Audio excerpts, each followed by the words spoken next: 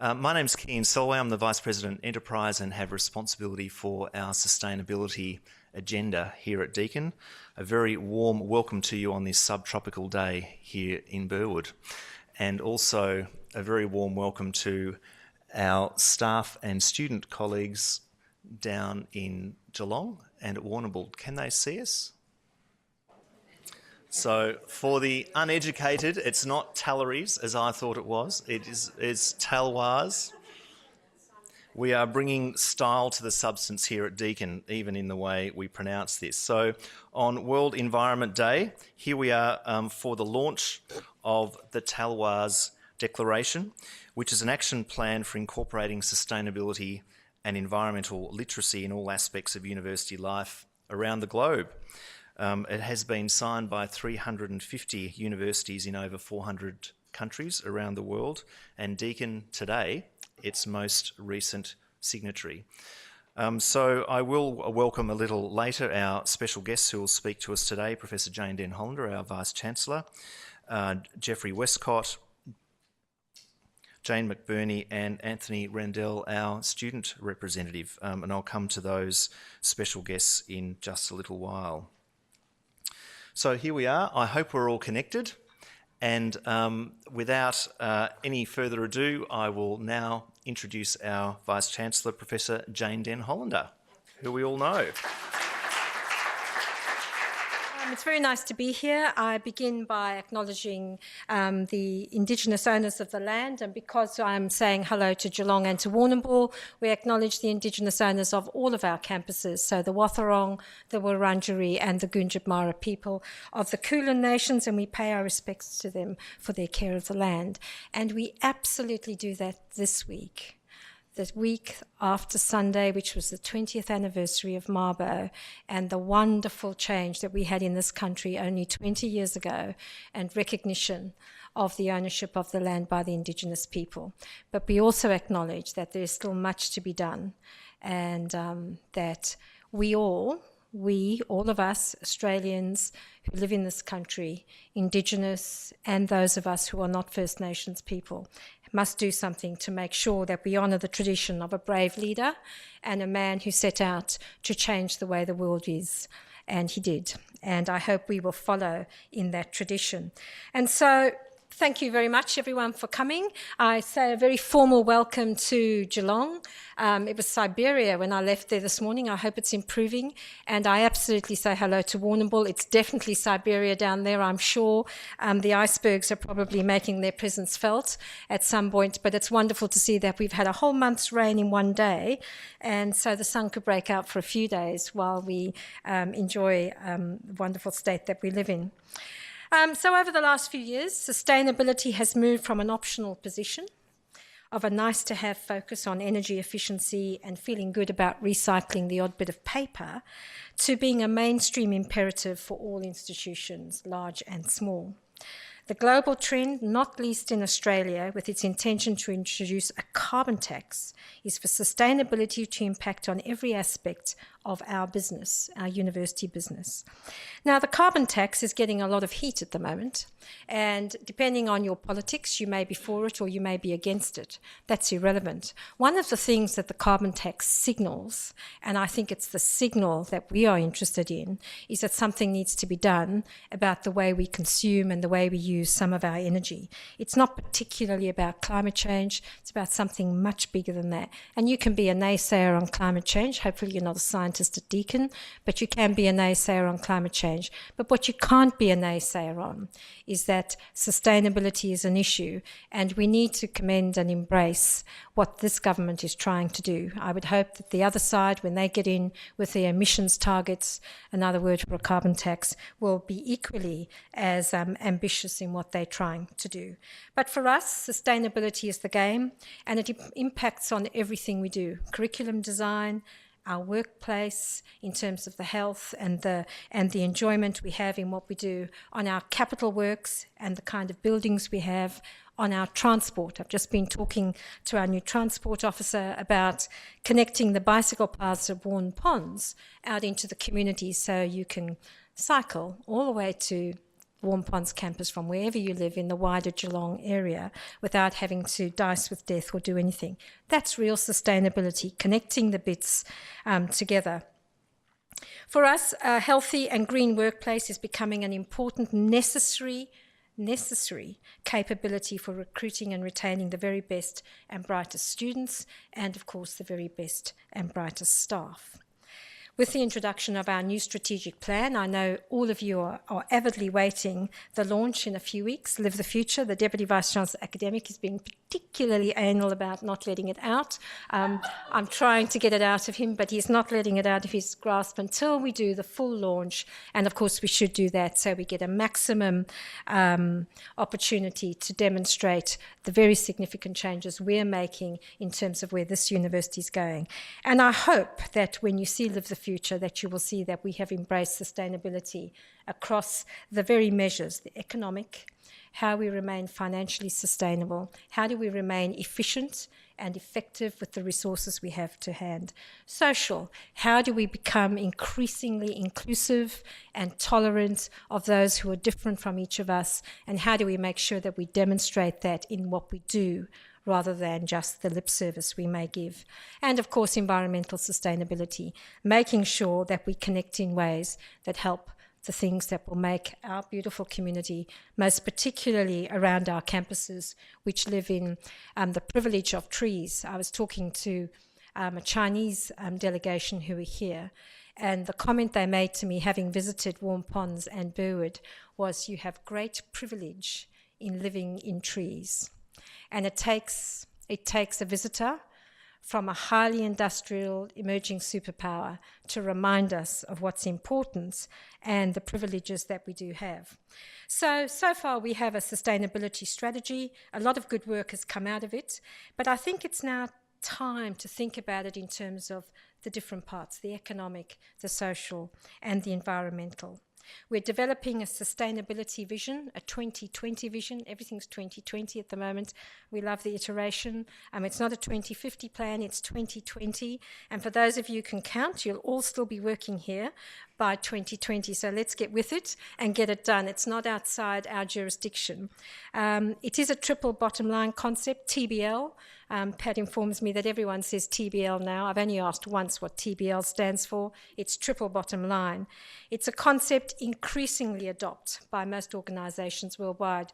I've just been in the States and everybody talks TBL, as I found out. So we need to think about that and what it means for a university like us. We have a strong commitment to environmental sustainability. We do have a very strong commitment. Do we demonstrate that well enough? I was reading the annual report of the great competitor across the way, Monash, and they spend quite a lot of their annual report detailing to much greater levels than we do what they've done in terms of the savings and the efficiency, not from a money side, the savings in water, in energy and those sort of things, doing it in much more black and white, big print than perhaps we might. And we need to think about how we do that and put the facts where they need to be and start to drive to objectives and targets to get better each year. You would know that, many of you would know, and I know someone did point out and said, oh, that's the Vice-Chancellor, she's obsessed by printers. And of course I am. And since I got here, poor old ITSD, who are hopefully recording all this very well, we have reduced the number of printers we have. I know some of you longingly remember the printer that sat next to you, but of course what you also remember is you now have good air around you because you've not got a printer pouring heat into the room. And of course we've saved nearly $1 million in paper, in cartridges, and all the paraphernalia that goes with all of that, and we've released all sorts of space. And instead of having the water fountain, we now have the printer where people can catch up and exchange gossip and make sure that the business churns and does the things that it does. And I think that's part of making sure that we have good workplaces that people can work in a particular way. So today is World Environment Day, an annual event which began in 1972. And as Kian told you, we are not early starters on this. We've come to the game slightly later than many, but we come to the game with the wisdom of all of those that have gone before us, and I think we've learned from it. And some of what we're about to do is building on the wisdom of people who have tried and tested things at other institutions, other businesses, and we can learn from all of that. It's therefore, I think, especially appropriate that because it's World Environment Day, that we sign the Talloires Declaration today. And yes, I agree. Why have they called it why don't they just write it as Talloires? Because wherever you go, people say Talloires. They certainly in the US, where I was, and I was talking about what we were doing, and this came up because it was in my diary, and I mentioned, someone said Talloires, and I said, oh, some people call it Talloires. Oh, he says Talloires. I understand. So it is interesting. We stayed with the French, and that's fine. But the Talloires Declaration is named for Talloires in France, where in October 1990, the presidents of Tufts University convened the meeting of 22 presidents to voice their concerns about the state of the world, and they created the document that you all know, and many of you have brought to our attention over the last couple of years. What are the actions that universities in the world and universities connected in the world can do to help the world have a sustainable future? So it's not a thing that we're doing independently. We do this as part of a matrix, as part of a network, and as part of a connectivity of people who believe that these are good things to do because we all benefit, the sum of the parts being greater.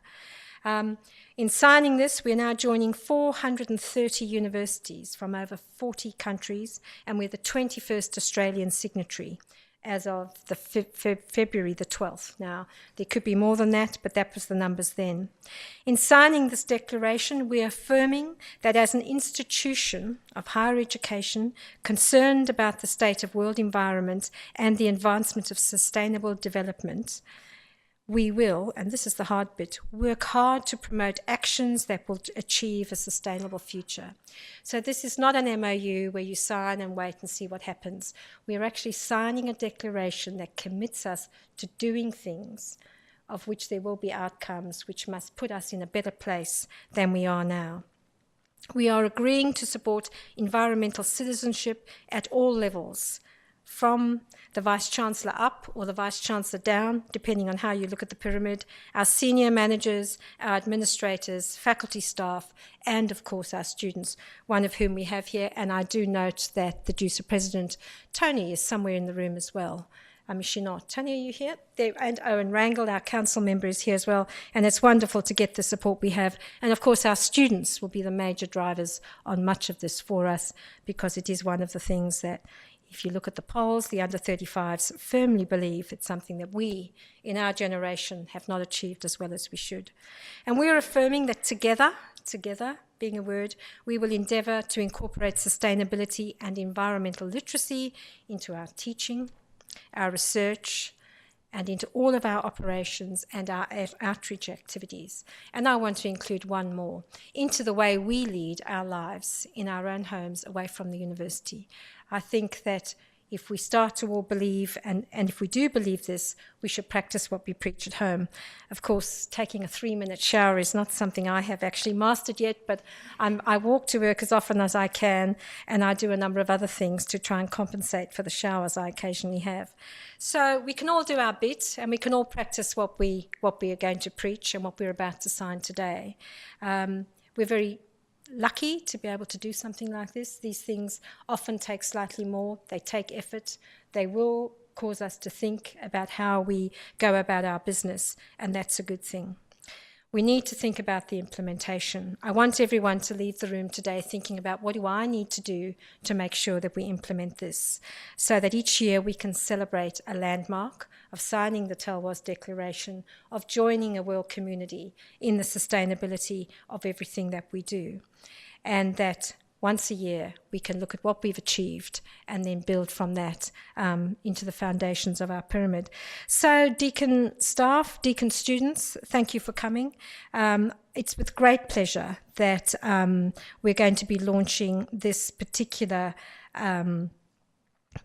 declaration to sign the Talloires Declaration. And in signing, we acknowledge Deakin's commitment to environmental sustainability and affirming that under our new strategic plan, Live the Future, Deakin will increase the awareness, the knowledge, the technologies and the tools to create an environmentally sustainable future. So thank you very much.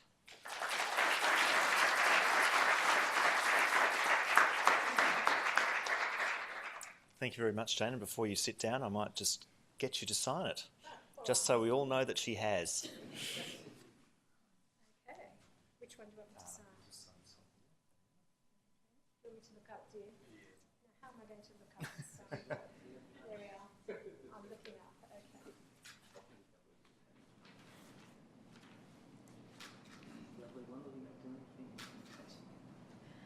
Okay, and I'll just date it, which is the... What's the date today? The 5th. 5th. Great.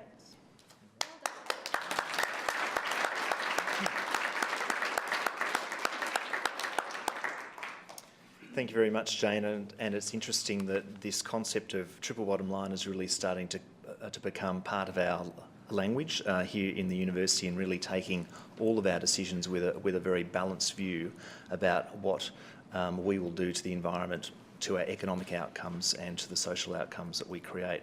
So it's a very, very important message that I think we can all live at every level of our lives here at the university at least. I'd now like to introduce Associate Professor Jeff Westcott. I think I called Jeffrey Westcott before. I think we've got a nice respectful relationship going there, Jeffrey. And he's the Associate Professor of Environment and works mainly here at the Burwood campus. He has published extensively on environmental policy planning and management. He's a current member of the Zoos Victoria Board and Vice President of the Australian Coastal Society. He's been a member of the National Oceans Advisory Group, the Board of Parks Victoria, the Victorian Coastal Council and the National Parks Advisory Council, among many other community and professional bodies. As part of a reflection of this, he was a recipient of the 2011 Deakin Alumni Award of the Year for Outstanding Service and Achievement in the Community, and a Vice-Chancellor's Award also for outstanding contribution to the community. Please welcome Jeff.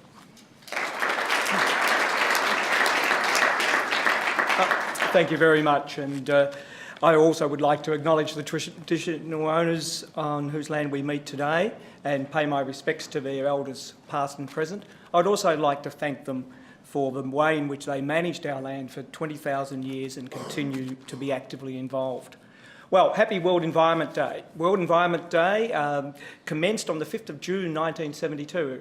That was the first day of the very first United Nations Conference on the Human Environment. And so that's where we have launched into World Environment Day starting the following year. There's been 39 since, and the actual aim and purpose is to stimulate awareness of the environment and enhance political attention and public action. And that is a wonderful combination, political attention and public action. So since then, as I say, there's been 39 days. Each day has a global theme that crosses the entire world, and very appropriately for 2012, the theme is the green economy, with the question, does it include you?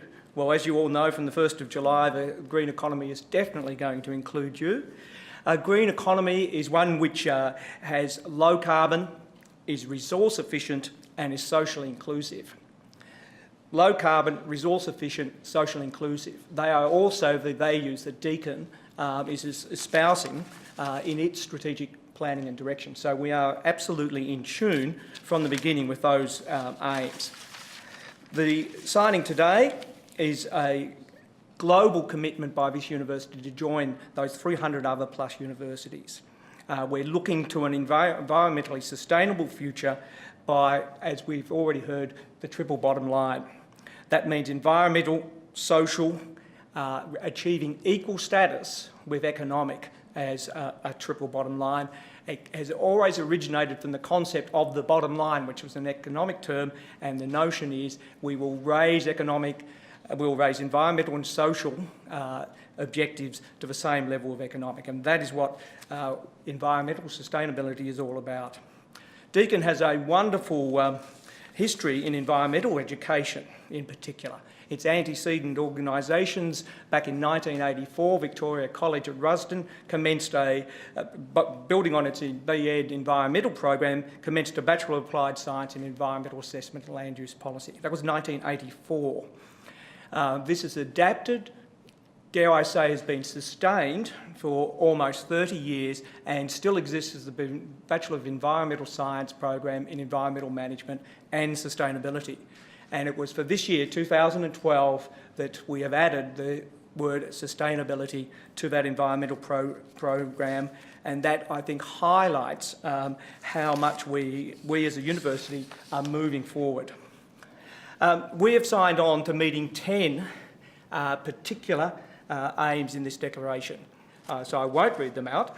But what has Deakin been doing in recent times to meet these requirements?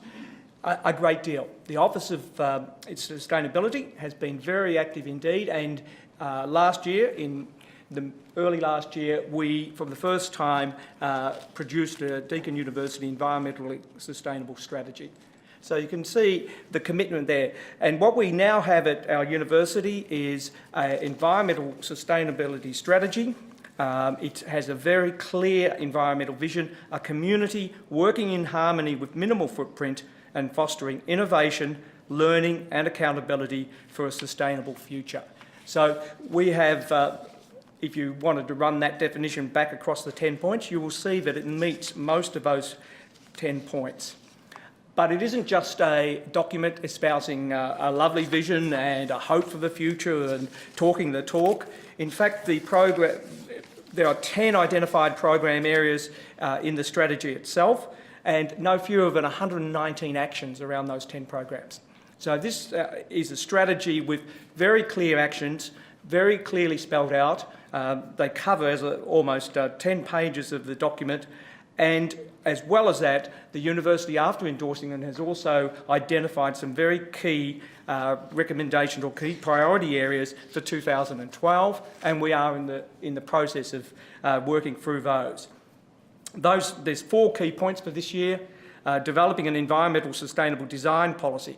So this is so that we can start to incorporate high quality design standards to 5-star standard or equivalent across all buildings, first in the new buildings we build, but also retrofitting those we already have. We have already carried out energy and water audits and have a series of recommendations, and those with a payback period of 6 years or less are going to be the first ones to be introduced and have started this year in 2012. We've commenced the implementation of a university-wide environmental management system. So we are preparing an environmental management system that covers all the key areas: carbon, greenhouse gas, biodiversity, water, waste, procurement, very important areas: sustainable procurement, transport, built environment, education for sustainability, of course, environmental management systems that will follow those, and leadership and engagement. We are going to try to persevere and build strong leadership. You'll see these are highlighted in this area, not only inside the institution, but one of the number 8 there, enhanced capacity of primary and secondary schools. It is very much a case of broadening out and serving our local communities and then also our national and international communities. And the 4th point in that series is establishing an education for sustainability working group, so that we can start to see an integration of our various environmental programs across all campuses. I'm going to leave you with a bit of a big picture vision, because I think there's a grand opportunity presenting itself in the next few years for Deakin University to put on a public demonstration of how committed it is to the environment. And that's the Warn Ponds Environmentally Sustainable Campus. Believe it or not, there is 325 hectares, I'm too old-fashioned, 325 hectares at the Warn Ponds campus. That's about 2,500 quarter-acre blocks if you're trying to visualise it. It's an enormous campus.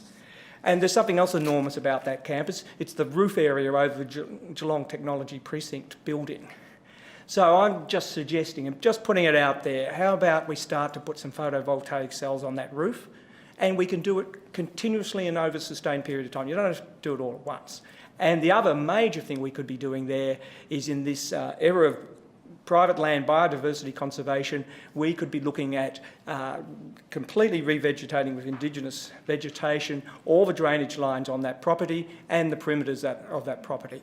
And there are, under the Clean Energy Future, there is a biodiversity grants available for such restoration work and connectivity work, and all you need to do is collaborate with some members of the local community. So it has all of the ingredients bundled up very nicely into a package where we could start to demonstrate how we could do this. So I'd leave you with a couple of messages. Think big. It's a collective effort. Let's integrate our efforts. We are talking the talk. We are now ready to walk the walk. And in conclusion, I'd add the fourth sort of element of the triple bottom line and the fourth meaning of sustain. Let's sustain the effort. Okay, thank you very much.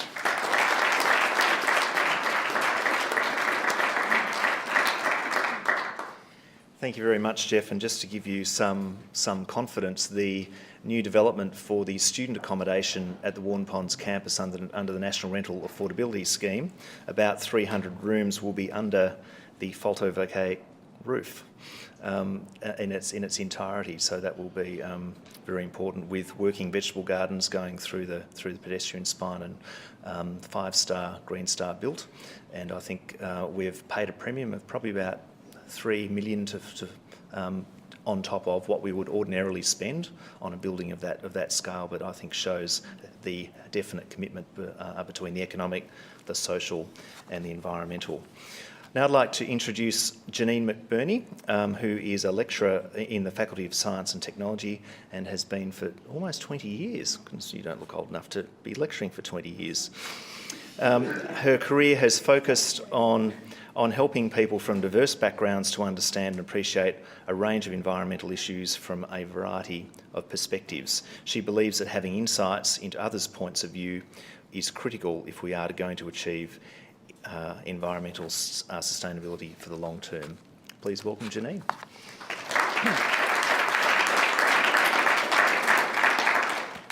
Hi, thanks very much. I'm very proud and privileged to be invited to speak today. I have been for almost 20 years. Someone told me that the other day, so I was pretty shocked as well. Never mind. So much has changed since then. I did a Bachelor of Education. My first degree was in environmental education, and anything 20 years ago that had the word environment in it, you were classed as a green tree-hugging hippie. That's changed a lot. Like a lot of our students still fit into that category. Anthony, I'm sure would agree with me there, but not all of them, and nowhere near all of them. A lot of my peers that I studied with are wearing suits every day, and the leaders and managers in very big companies, in government, organisations, in Australia and all around the world, and having a very, very big impact. So I think we should be very proud of that. I think it's a discipline that's changed a fair bit over the time. A lot more people understand a little bit more about what it is. The triple bottom line thing comes out a little bit as well. But I think the students, I have a very large first year class, and the students coming into that class, they seem to be coming in knowing about that already. That's not so much of a new thing for them. Maybe for our generation and older it might be. Also have the privilege to teach students from all across the different faculties at Deakin, and that's something else that's changed a lot over the time that I've been here. The units I teach are compulsory for some students, but not for all, and it's moved from sort of probably 70% of the students in them would be doing it because they have to, but now it's probably half of them are doing it because it's an elective, and it's because it's got the word, some of it has the word environment, some of it has the word sustainability. So that is something they're coming in first year, and they're interested and they want to know about it. And they're also coming in the action part that Jeff spoke about and that Jane spoke about before. We can't just say that it's all going to be lovely and we're going to do it. They want to know how we're going to do it. They're not interested in, they want the background and they want all that other stuff that goes along with that, but they want to know how. And the other thing that we have to be very careful about, this can be it can be a bit depressing, and I know that's probably the wrong word to use, but some of the students I have had in the past say it all seems a bit too hard and what can I do as an individual?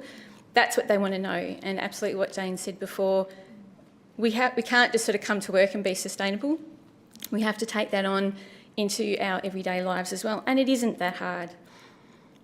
Earlier this year, a few weeks ago, I asked my first year students in my environmental sustainability unit, if they had all the money in the world and they had to do something to do with making a big difference, to do with sustainability, what would that be? And it was people needed to know more about it. Education, that was them. A lot of people think the environment students are into just plants and animals. It wasn't that. It was, how come my family, my friends don't know about this? How come this is stuff that you're telling us about now? I didn't know that if I buy a mobile phone, that's actually having an impact on the waste or the people, environmental justice issues of the people that got the materials to build that phone, the impact it had on those. That's something everyone should know. And they're quite shocked and mortified occasionally at how little the broader community knows. So I am here really to talk about education for sustainability. That's where I'm coming from.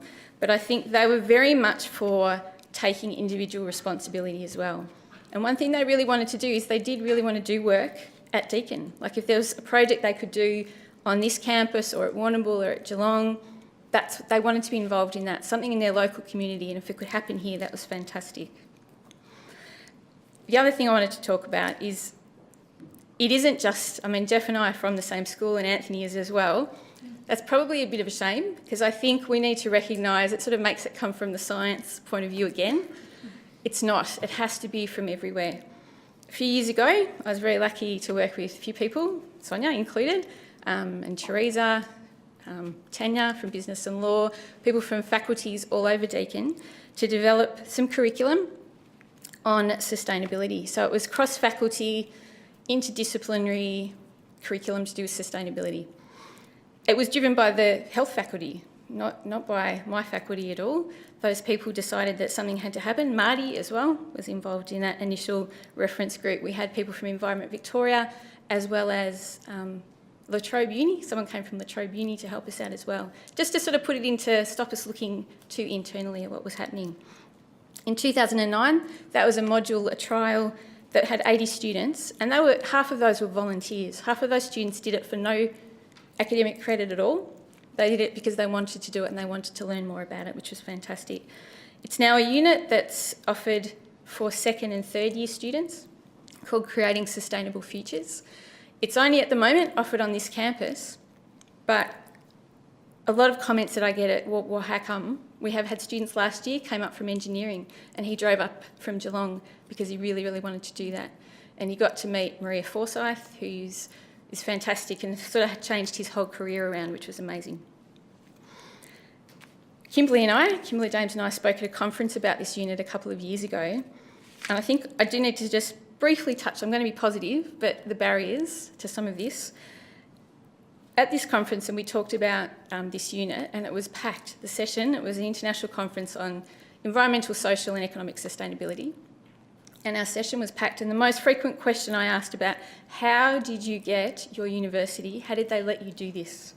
How did it happen? How did you pass admin? How did it fit in the university system? And as all of us will tell you that were involved in that, it was extremely hard.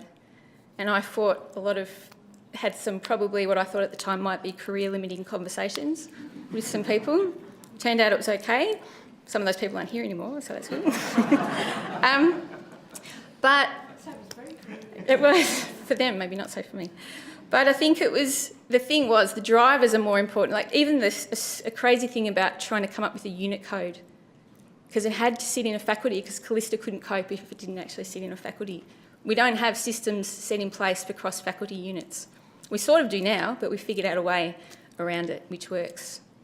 But it was hard. It was very hard. The reason it happened were people that kept fighting for it, like Teresa from Health, who didn't give up, Sonia, who didn't give up, myself, Sue, who from Environment Victoria, who is still being paid casually to help with this, but she just is so passionate about it all that she makes it work. But the other thing that worked really well, and the reason it happened, and Anthony was one of our earliest enrollers in this unit, the students really loved it. They got to work with students from business and law, engineering, health, arts. We have drama people come in and do stuff with us, and that's about the only unit, they tell me, that they actually really mix that much with people from all over. And it's more real world. It's a more real world situation. Like when you go out to the workforce, not everyone is going to think like you. If you have an environmental science degree, you might have to go and work for an energy company. You have to know how to talk that talk. You have to know how to work with those people successfully. So I guess where to from now? There is a lot happening. I think where we need to, I'm part of the Education for Sustainability Working Party that was set up recently. I think that's what it's called. And what we need to do, I know that there are people in architecture, in health, and people at Warrnambool that doing stuff on sustainability, but we don't know where they are or what they're doing. I was asked the other day to sort of tick boxes of where all the sustainability curriculum was at the uni. Couldn't do it.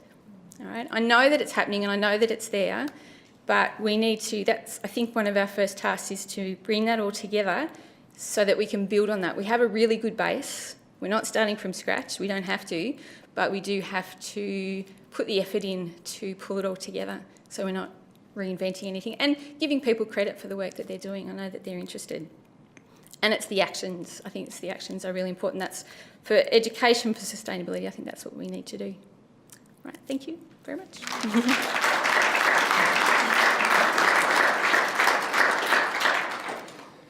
Thank you very much, Janine. And in the theme of trying to keep your confidence and your passion alive, the working groups have been very effective to date, and I think with the continuing input we'll be able to pursue that. And I think the Create work stream has certainly been looking very deliberately at those areas, and how that will then morph into our Live the Future strategic plan, I think will be very important. Could I now introduce Anthony Rendell, one of our students here at Deakin University, in fact. He has just completed a Bachelor of Environmental Science in Wildlife and Conservation Biology. And this is quite a hoot here. He's just completing his honours year modelling the distribution and abundance of rodents on the Summerland Peninsula of Phillip Island. Now, how's that? I think that deserves a round of applause in its own right. And for the past 3 years, he's been on the committee of the Deakin Enviro Club and has been the president of that for the past 2 years. Please welcome Anthony.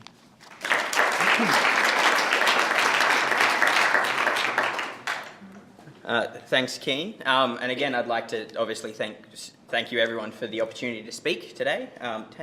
Sonia's just going to whip up a presentation so I don't forget what I've got to say. All right, so I guess I'm here today to talk from a student's perspective about what this Talloires, did I say it right? Good. The Talloires Declaration means from a student's perspective and what we sort of see it as. Is that going to work? Beautiful. So I'm going to take a little different standpoint and go back to the very beginning. And I guess my, environmental science and the environment has been something that's been extremely big in my life from the very beginning. I was extremely passionate and wanted to make a difference.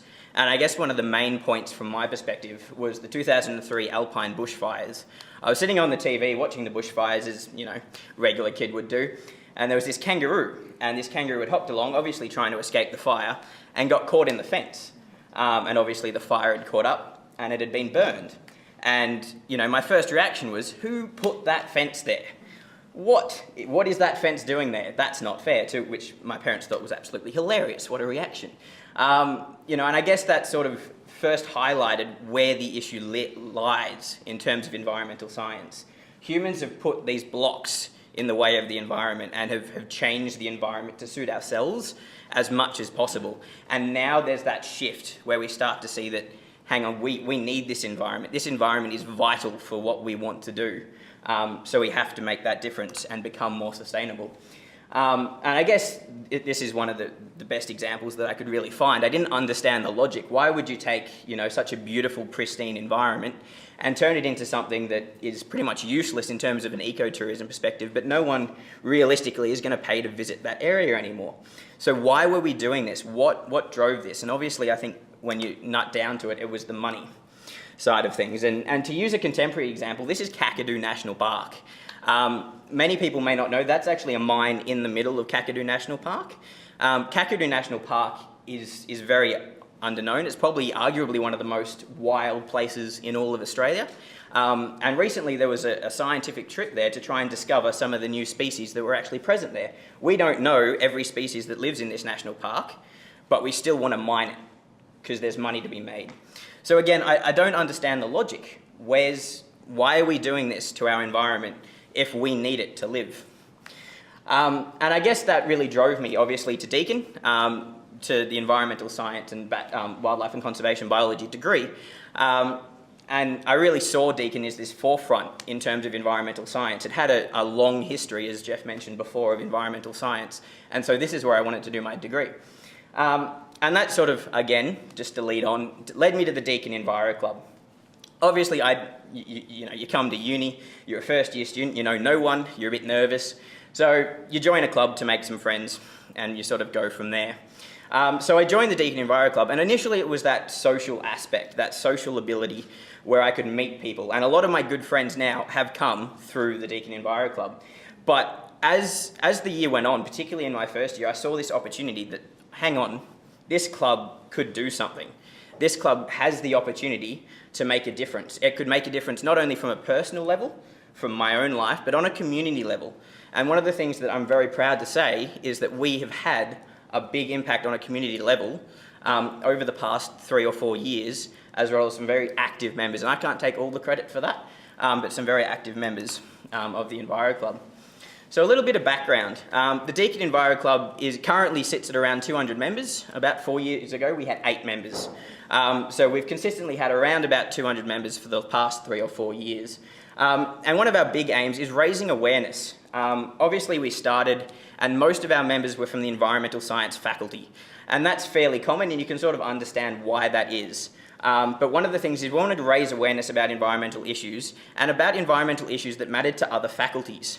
And we've really tried to plug it to as many faculties as possible, because this is, as Janine mentioned earlier, it's not for the scientists to deal with. It's for everyone to deal with. And so we're really trying to reach every faculty. And I'm very proud to say that this year we've actually got about equal coverage of all 4 faculties as our member database for our club.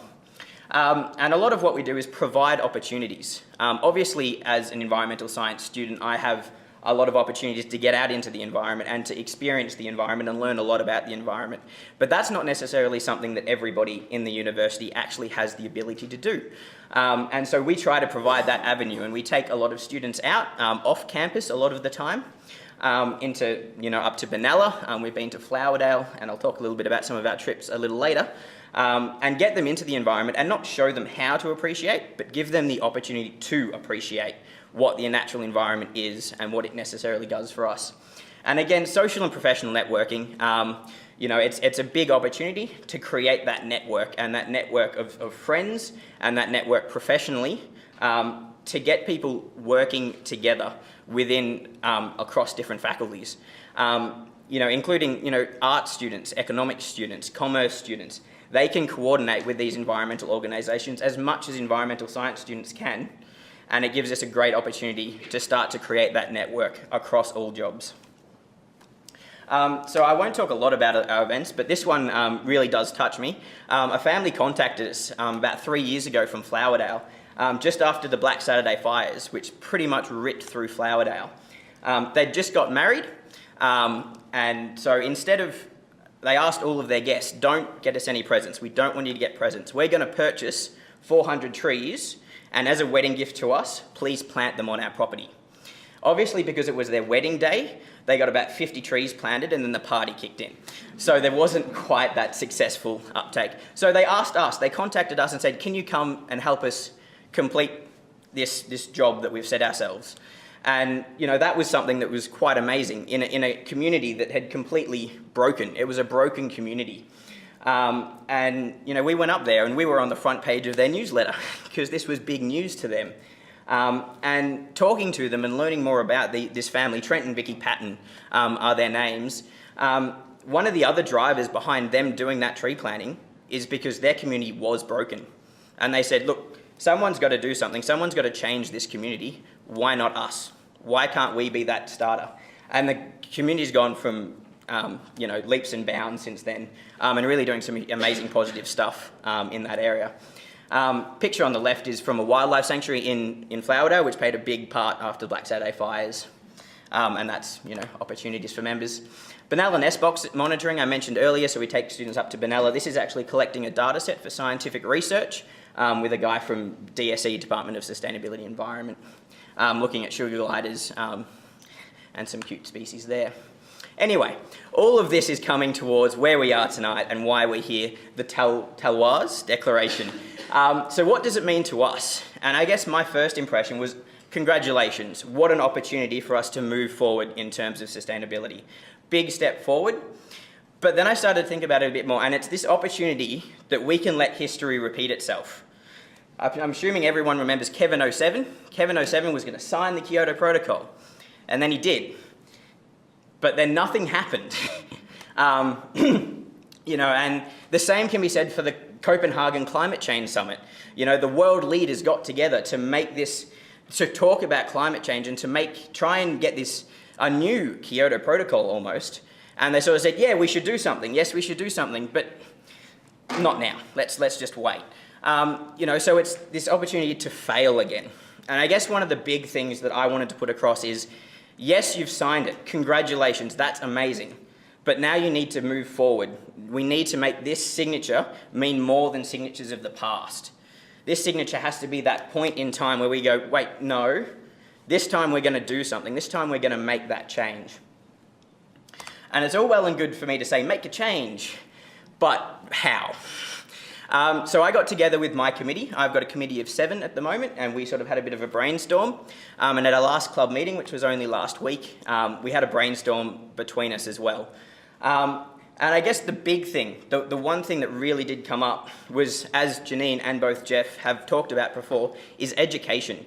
And one of the things that was mentioned is, could we not make it compulsory for every single student that comes to Deakin to have to do a unit based around some form of environmental sustainability?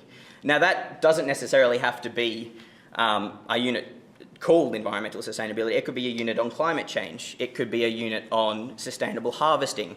It could be something that they could relate to their own degree, but give them some sort of fundamental knowledge about some part of what environmental sustainability actually means. And I've actually had a great opportunity this year to actually see that change in some students. I have been a tutor for a unit called Ecology and Environment, which education students have to do as a part of their degrees here at Deakin. And I guess one of the moments that really sticks with me is that there was this one point, and I'm explaining the weather, so why it rains, and there's this student sitting at the back of the class and go, oh, I get it. And this big euphoria happened because she suddenly understood the first part of science that she'd ever understood. And it was something as simple as understanding why it rained. But that was a big moment for them, you know. And ever since that moment in that class, she's been one of the most actively involved members. She's not an environmental science student, but she's got that interest. She gets it, and she now wants to move forward with that. And that was something really amazing to see as a teacher. And something that I think could really be brought on at this university and give the students the opportunity to have those moments, to realise how things happen, why things work, and how they can make a difference. I'm not going to talk a lot about the second one, reduce consumption and increase recycling, because I hear that this Sustainability 2020 plan does involve a lot of that. But a few things that did come up. Unit guides. I know as a student, I never looked at my unit guide when it was given to me. If I needed it, it was online for me. So I went online and Googled it. So why should we print out thousands and thousands and thousands of copies of 50-page unit guides if I'm not actually going to use it as a student? Particularly when you're provided with it online. So if you do want a hard copy, you can print it yourself. 100% post-consumer recycled paper. Let's make the decision. Let's make that choice that, no, we're not going to cut down old growth Australian forests that have been there for centuries, that is vital for habitat for many species. We're going to use the paper that's already been used, that other people have finished their use with and can now be recycled. We could print more unit guides on our old unit guides, and we could just get that cycle going. And recycling bins. Could we not see a campus? There seems to be this thing, and it's not just Deakin, I'm not picking on you, Deakin, this is everywhere. Wherever someone wants to put on a recycling bin, they feel the desperate need to put a rubbish bin right next to it. And you wonder about the logic of that. If we're trying to increase recycling, why do you need the increase of rubbish as well? So could we not see a campus where it's extremely difficult for people to find that rubbish bin to put the rubbish in, but extremely easy to find that recycling bin to put their recycling in? I know where every recycling bin is on campus, and I can count them on my hands. So, you know, that's obviously one thing that come forward. And the last point that I was going to mention, obviously there was a lot that came up in our discussion, so I've shortlisted it. But new development equals new opportunities. And this is looking directly at the new building that's going up on this campus. Obviously, legislatively, Deakin is required to put in X amount of car parks for every new building that they put up. So there's no way to avoid that. So you've got to put it in there, so that's fine. But could we not start to look at the future? Could we make that a carpooling specific car park so that students can come in? And if there's 2 students in the car, they both swipe their student cards simultaneously and they enter.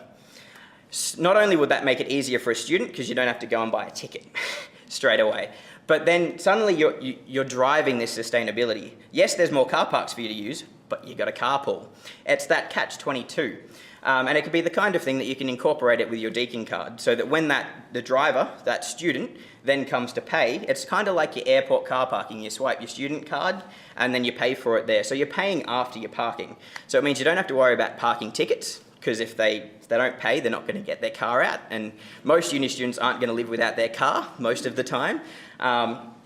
So that's another way that if we incorporate sustainability into our new development and make it a way of how we build, as opposed to having to convert it from something else, is a really positive step forward. So finally, I'd like to finish. Congratulations. It's an amazing achievement. It's a good step forward. If you look at it like a job contract, you've got the job, you've signed the contract, now you need to fulfil your obligations of that contract. Let's move forward and let's create a sustainable Deakin.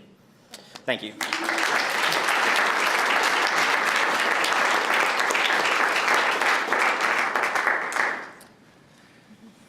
Anthony, that was outstanding with a student, a graduate, an honours student, a teacher, a coach and a mentor like you. I think Deakin can be very proud and has a lot to look forward to and some tremendous ideas that you make sound so simple.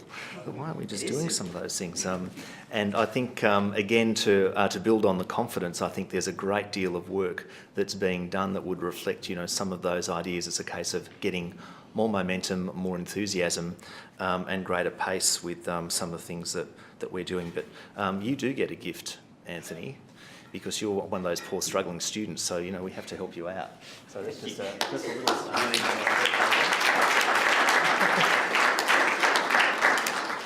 The staff aren't so lucky.